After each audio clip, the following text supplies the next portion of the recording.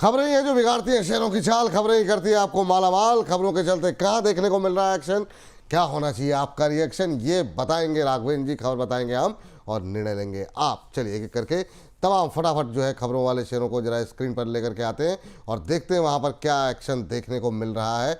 और यहाँ पर आपको बता दें एचएल पे खबर निकल करके आई है। सिविल एयरक्राफ्ट प्रोडक्शन के लिए रशियन कंपनी के साथ इन्होंने एमओयू साइन किया है। इंडिया में सिविल एयरक्राफ्ट SJ-100 का निर्माण करने की कोशिश होगी। यहाँ पर इंडिया में पहली बार फुल पैसेंजर एयरक्राफ्ट का प्रोडक्शन होगा। SJ-100 जो है वो डबल इंजन नैरो बॉडी वाला एयरक्राफ्ट है। इससे पहले एचएल ने 1961 में एवरो HS 748 एयरक्राफ्ट पर काम किया था। हालांकि आज एचएल में प्रेशर देखने को मिल रहा है सर, लेकिन अभी क्या करना चाहिए, क्या टिप्पणी रहेगी आपकी? एचएल देखिए, बिल्कुल मुझे लगता है यहाँ से अभी एक एचएल जो है अच्छी खासी रैली दे सकता है। चार्ट भी बहुत ही इसके अच्छे लग रहा है, तो मेरे हिसाब से इसको बाई करना चाहिए। और यहाँ से मुझे लग रहा है कि शायद ये स्टॉक 5000 प्लस का लेवल दिखाई दे। बीच बीच में थोड़ी सी प्रॉफिट बुकिंग आ सकती है, मैं ये नहीं कह रहा हूँ, लेकिन मेरे हिसाब से एक स्टॉक अच्छे खासे अप ट्रेंड में है, तो इसको जो है बने रहना चाहिए। इसमें बने रहने की सलाह, नई खरीदारी तो नहीं करनी है ना सर अभी? नहीं, एक हजार नहीं करनी। चलिए ठीक है, अगली कंपनी लेकर के आते हैं कार ट्रेड लेकर के आइए जरा स्क्रीन पर और देखते हैं यहाँ पर क्या कुछ खबरें देखने को मिल रही हैं। शानदार नतीजों के बाद धुआंधार रफ्तार देखने को मिल रही है और 16% से ज़्यादा की मजबूती कार ट्रेड के शेयर में इस समय। आपको बता दें कंपनी का मुनाफा डबल से ज़्यादा बढ़ा है। 109% की तेज़ी मुनाफे में 64 करोड़ रुपए के आसपास कंपनी का मुनाफा आता हुआ दिखाई दिया है। 3100 के ऊपर का लेवल यहाँ पर देखने को मिल रहे हैं। सर कार ट्रेड में ज़बरदस्त मोमेंटम बनता हुआ, अभी इस तेज़ी में क्या करें? एक रैली तो आ गई, क्या अभी भी बाइंग की जा सकती है? दूसरा, जिन लोगों ने पहले खरीदा हुआ है उनको कहाँ पे एग्जिट करना चाहिए? एक महीने में 24% का रिटर्न, जिसमें 16% तो आज के हैं। सर देखिए, मेरे हिसाब से प्रॉफिट बुक कर लीजिए। यहाँ पे ऑलरेडी स्टॉक बहुत तेजी से ऊपर आया है, गैप भर चुका है और मुझे लगता है कि एक बार फिर से ये 3000 के नीचे आ सकता है। तो मेरे लिए अभी इंपॉर्टेंट यही है कि जिन लोगों के पास होल्ड है वो कम से कम 50% का प्रॉफिट बुक करें। नई खरीदारी की राय तो बिल्कुल नहीं है, वेट करें, जब डिप आएगा तब ऐड करें। चलिए, जब डिप आएगा तब ऐड करें, ये सलाह यहाँ पर निकल के आती हुई कार ट्रेड पे ये बात निकल के आई है। आरवीएनएल पे जो है आज हम लोगों ने काफ़ी बात भी की। सर छोटे ऑर्डर मिल रहे हैं लगातार। एक और ऑर्डर की खबर है, यहाँ पर जो है 165 करोड़ का ऑर्डर मिला आरवीएनएल को नॉर्थ ईस्टर्न रेलवे से। सर रेलवे को लेकर के अभी हम लोग बात भी कर रहे थे थोड़ी देर पहले, जो हमारे साथ मेहमान थी आस्था जी और माला जी, कि अभी क्या करें सर, क्या होल्ड करके रखें, निकल जाएं, नई खरीदारी करें? क्या आपकी सलाह क्या है रेलवे को लेकर के अभी? देखिए विपुल जी, मुझे नहीं लगता कि अभी रेलवे के स्टॉक इतनी जल्दी तेजी दिखाएंगे। ये बीच बीच में कोशिश होती है 25-50 रुपए के ऊपर जाने की, फिर नीचे आ जाते हैं। तो ऊपरी स्तरों पे सप्लाई हर जगह है, क्योंकि जैसे ऊपर जा रहे हैं लोग एग्जिट कर रहे हैं। तो अभी फिलहाल यहाँ पे बेचने की राय नहीं है, लेकिन खरीदारी करनी हो तो इंतजार करिए। 300 के आसपास आता है तो खरीदारी करिए 290 के स्टॉप लॉस से। ठीक, अगली कंपनी जरा सुज़लॉन लेके आइए सर। आज ज़बरदस्त जो है यहाँ पर वॉल्यूम के साथ काफ़ी दिनों बाद के लंबे समय के कंसोलिडेशन के बाद एक मोमेंटम बनता हुआ दिखाई दे रहा है और तेज़ी के साथ ये शेयर जो है टॉप ट्रेडेड काउंटर्स में की तरफ बढ़ता हुआ। अभी क्या करना चाहिए सर करंट लेवल पे? जिस तरीके से 3.5% की तेज़ी, 55 का लेवल क्रॉस हुआ है, क्या जो लोग खरीदना चाह रहे थे उनके लिए ये सही लेवल हो सकते हैं? आपकी टिप्पणी क्या रहेगी सुज़लॉन पे?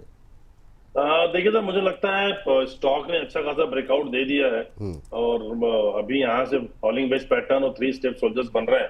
सो मुझे लगता है स्टॉक एक बार 58-59 तक जा सकता है। वहां जाएगा तो प्रॉफिट बुक करना है। अगर नीचे मिलता है 52-51 तो वहां पे फिर से ऐड करना है। तो मेरे हिसाब से अभी फिलहाल जो है बाई ऑन डिप की स्ट्रेटजी रखिए।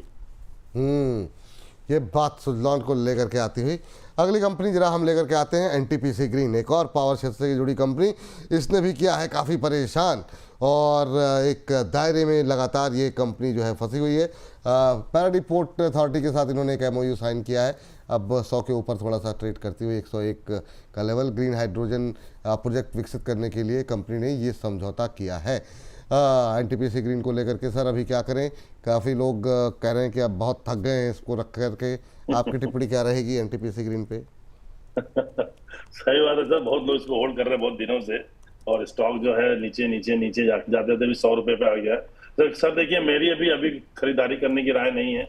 मुझे लगता है स्टॉक जो है, हो सकता है कि इस महीने के बाद अगले महीने, इस महीने अच्छी खासी रैली आई है, तो हो सकता है कि मोमेंटम थोड़ा अगले महीने तक कंटिन्यू हो, 110 112 रुपए तक जा सकता है, बट उसके ऊपर नहीं। तो मेरे हिसाब से अभी फिलहाल फ्रेश खरीदारी करने की राय नहीं है। अगर हाँ 10% की रैली चाहिए एक महीने में, तो वहां पे ऐड कर सकते हैं। 98 रुपीज का स्टॉप लॉस रखिए। लॉन्ग टर्म के इन्वेस्टर्स के लिए अभी अवॉइड करने की राय है। लॉन्ग टर्म के इन्वेस्टर के लिए अवॉइड करने की सलाह।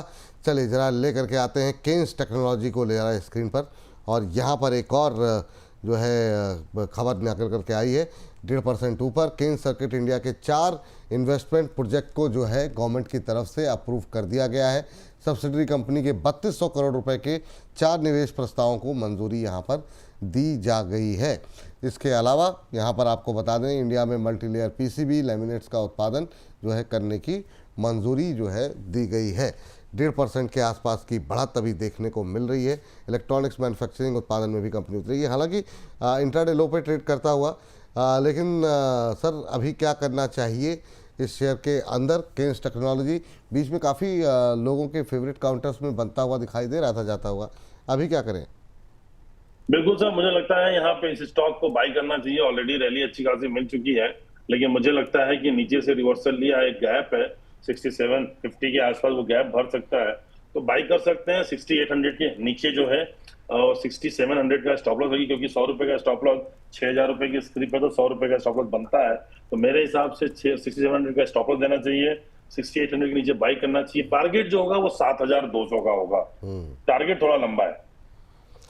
टारगेट बड़ा लंबा है। अगली कंपनी लेकर के आते हैं टाटा केमिकल्स। यहाँ पे इनकी सब्सिडरी को केन्या के अंदर एक मामला चल रहा था सर, वहाँ पर इनको एक जो मामला था कानूनी, उसमें जो है बड़ी जीत मिली है। नैरोबी के कोर्ट ऑफ अपील ने टीसीएमएल के पक्ष में ही फैसला सुनाया है। 783 करोड़ रुपए के लैंड रेवेन्यू एरियर डिमांड को अवैध करार दिया है, और केन्या की काजियादो काउंटी सरकार के साथ ये पूरा विवाद चल रहा था, और इसके चलते हम देख रहे हैं कि शेयर में 1-1.25% के आसपास की मजबूती देखने को मिल रही। केमिकल सेक्टर को लेके बहुत लोग पॉजिटिव थे, उस तरीके से चला नहीं। क्या संभावनाएं हैं आगे को लेकर के सर? अभी 904-905 के आसपास चलता हुआ, आगे क्या चलेगा कि नहीं चलेगा ये? सर 880 रुपए का स्टॉप लॉस दीजिए, स्टॉक को बाई कीजिए। 930 945 ये 2 टारगेट होंगे। बाई ऑन डिप की स्ट्रेटजी रखनी है। स्ट्रक्चर पॉजिटिव है, ऑलरेडी स्टॉक बहुत दिनों से नीचे 1000 रुपए से नीचे आ रहा है। याद है सर, हम लोग साथ पिछले महीने भी इस स्टॉक के बारे में बात कर रहे थे, 970 980 के आसपास था, तो भी मैंने कहा था कि 900 रुपए के आसपास आ सकता है। सो अभी देखिए 900 के आसपास है, यहाँ एक रिस्क बनता है, बाई कर सकते हैं। 880 रुपए का स्टॉप लॉस दीजिए, 950 945 रुपए का टारगेट। ये बात। अगली कंपनी है दिलीप बिल्डकॉन। जरा स्क्रीन पर लेकर के आते हैं और देखते हैं यहाँ पर क्या कुछ खबरें निकल करके आ रही हैं। यहाँ पर तमिलनाडु में NH49 4 लेन प्रोजेक्ट के लिए इन्होंने सबसे सफल बोली लगाई है, और 4 लेन निर्माण प्रोजेक्ट की टोटल जो वैल्यू है वो करीब 879 करोड़ के आसपास की है। तो एक बड़ा प्रोडक्ट, एक बड़ा ऑर्डर यहाँ पर मिलता हुआ दिखाई दे सकता है। हाइब्रिड एन्युटी मोड पर विकसित किया जाएगा का ये पूरा प्रोजेक्ट जो है ऑलमोस्ट फ्लैट ट्रेड करता हुआ अभी। 4 लेन प्रोजेक्ट की टोटल लंबाई 46.66 46.665 किलोमीटर होगी। आपकी टिप्पणी क्या रहेगी सर दिलीप बिल्डकॉन? सर जब प्रोजेक्ट बन जाएगा, रोड बन जाएगा, जब लोग उस पर चलने लगेंगे, तब टैक्स मिलेगा, बिजनेस होगा। तो अभी से नहीं लगता कि, मुझे लगता है कि कंपनी के प्राइस में कुछ ज्यादा फर्क पड़ने वाला है। तो मेरे हिसाब से यस, स्ट्रक्चर देखा जाए तो एकदम बेसलाइन के आसपास है। 480 470 का सपोर्ट है, यहाँ से बाई कर सकते हैं, क्योंकि चार्ट पे अच्छा दिख रहा है। बट ऑर्डर बुक के हिसाब से मुझे नहीं लगता कि इमीडिएट कोई रैली आएगी। हाँ, टेक्निकली ओवरसोल्ड जोन में है, तो एक बार 50 रुपए की रैली आ सकती है। 460 रुपए का स्टॉप लॉस दीजिए, 510 530 ये 2 टारगेट होंगे। चलिए ठीक है। एक कंपनी सर आपसे जानना चाहेंगे यहाँ पर, और वो है वोडाफोन। मतलब कल जितने उत्साह में लोग थे उतना उत्साह ठंडा कर दिया, जितनी तेज़ी से ये नीचे जा रहा है। अभी क्या करें सर? बहुत लोग एवरेजिंग के लिए भी पूछ रहे हैं, ये लेवल सही है या और नीचे जाके एवरेजिंग करें? अभी आपकी टिप्पणी क्या रहेगी वोडाफोन को लेकर के? 9.5 रुपये का भाव, 4.5% नीचे। कल काफ़ी शानदार मूव रहा सुप्रीम कोर्ट के कमेंट के बाद। अभी क्या करना चाहिए, और पूरे महीने में अक्टूबर सीरीज में काफ़ी अच्छा चला है ये। सर देखिए, हाँ ऑलरेडी एक महीने में करीब 650 रुपए से आ गया 10 रुपए। सो ऑलमोस्ट देखा जाए तो डबल हो ही गया।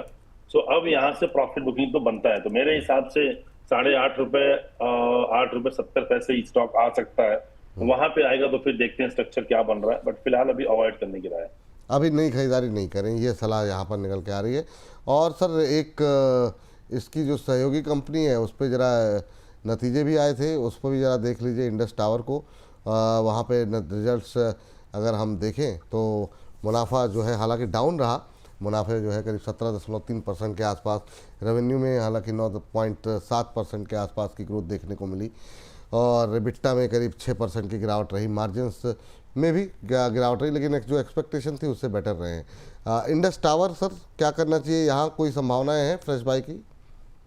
देखिए सर, 20 रुपए के लिए चाहे तो बाई कर सकते हैं। 405 रुपए का टारगेट होगा और 380 रुपए का स्टॉप लॉस। 5 रुपए नीचे स्टॉप लॉस, 20 रुपए ऊपर टारगेट। ये रिस्क रिवॉर्ड फेवरेबल होगा तो आपको पैसा अच्छा खासा मिलेगा। मेरे हिसाब से यहाँ पे रिस्क उठा सकते हैं हम लोग 4-5 रुपए का। बाई करने की राय है 405 रुपए के लिए। एक और रिजल्ट आए हैं सर, टीटी के प्रेस्टीज, जरा देख लीजिए। टीटी के प्रेस्टीज के रिजल्ट के बाद क्या धुआंधार रैली देखने को मिल रही है। और कंपनी के अगर हम इस समय की बात करें तो अभी हम देख रहे हैं कि अच्छी खासी मजबूती है, 12-12.5% के आसपास की, मुनाफा 22% बढ़ा है।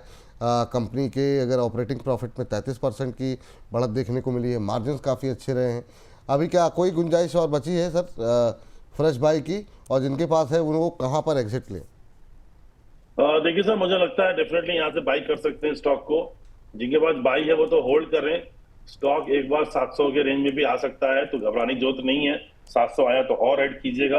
बाई करने की राय है, आपको 800 रुपए प्लस का भाव दिख जाएगा अगले हफ्ते में।